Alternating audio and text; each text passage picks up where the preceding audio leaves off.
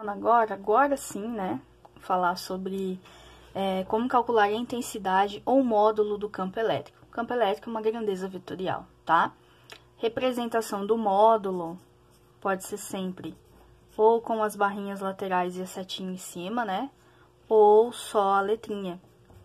Então, quando você vê só a letra sem nada, é porque eu quero saber só o valor, só o módulo. Bom, nós vimos que o que forma, o que fornece, né, o que cria, o que gera aí o campo elétrico é a carga geradora.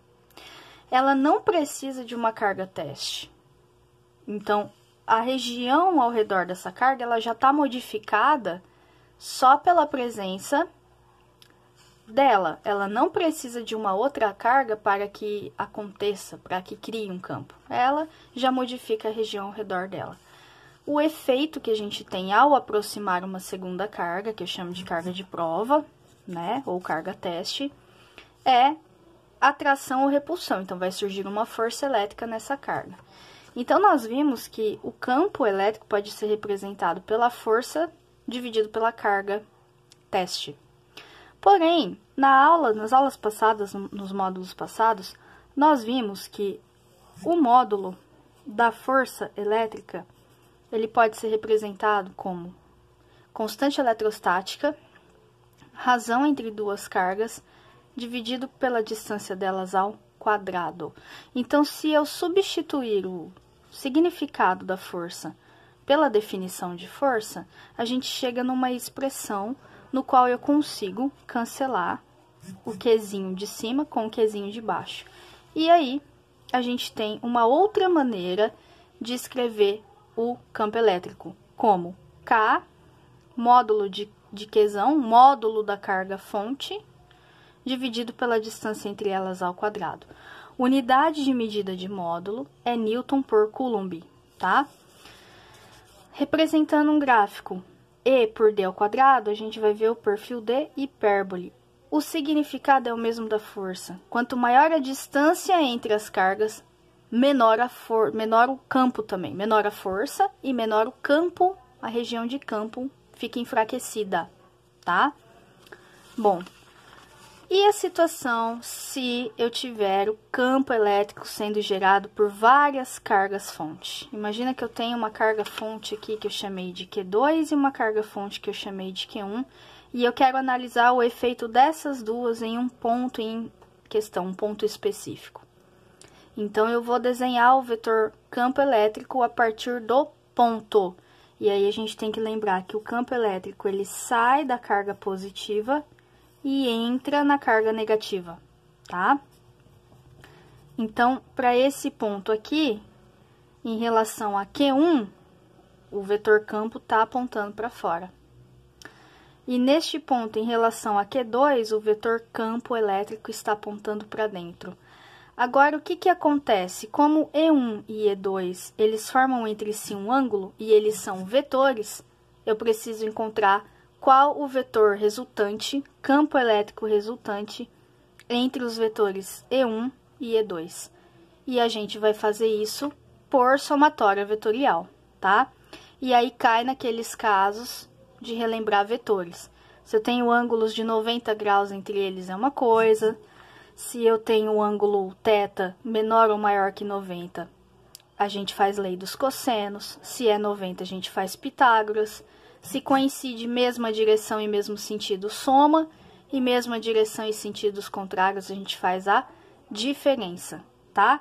Então, aqui, a lei dos cossenos, só relembrando o módulo. Agora, eu vou ver os exercícios. Bom, nos exercícios, tá? No módulo 39... eu selecionei alguns para explicar, para a gente trabalhar. Por exemplo, esse exercício 1, ele deu aqui uma carga fonte, tá? Geradora de um campo, mais 6 NC. NC é o nanocoulomb, né? Que equivale a 1 vezes 10 a menos 9 coulomb. Então, o prefixo nano é 10 a menos 9. Tá? A uma distância D de 30 centímetros, que a gente vai converter para metros, E ele deu aí também, forneceu o K0, né, a constante eletrostática no vácuo, tem o valor de 10 a nona.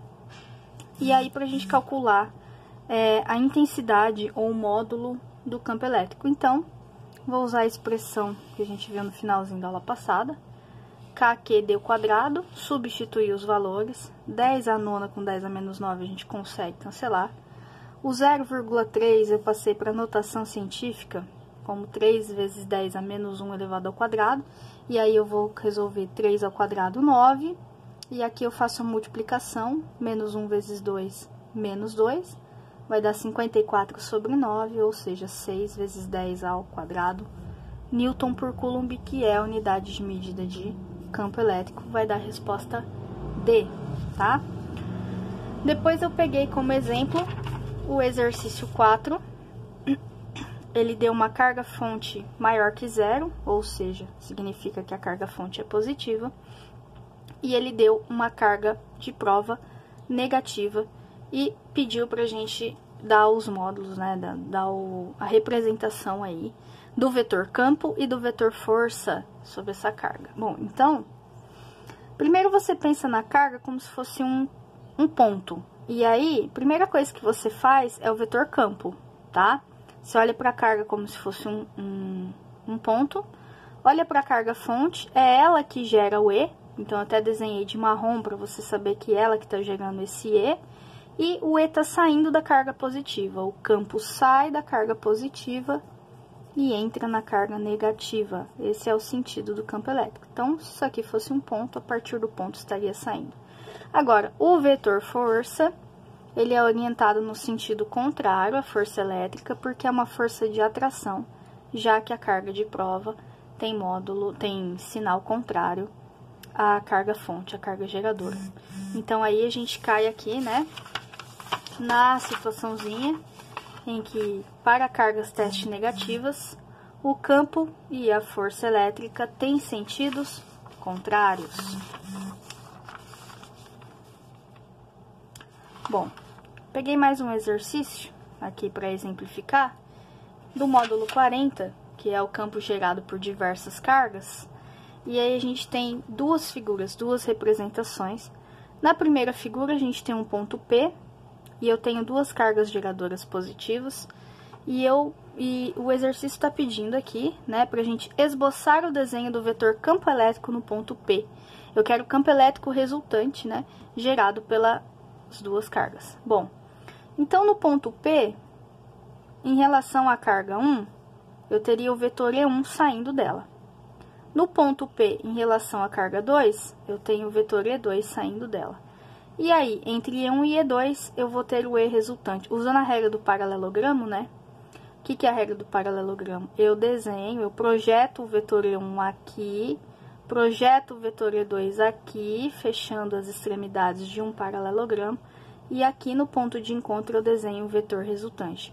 Como que eu resolveria isso na prática se tivesse valores para me substituir, né, no ângulo θ? Aí eu cairia aqui na lei dos cossenos.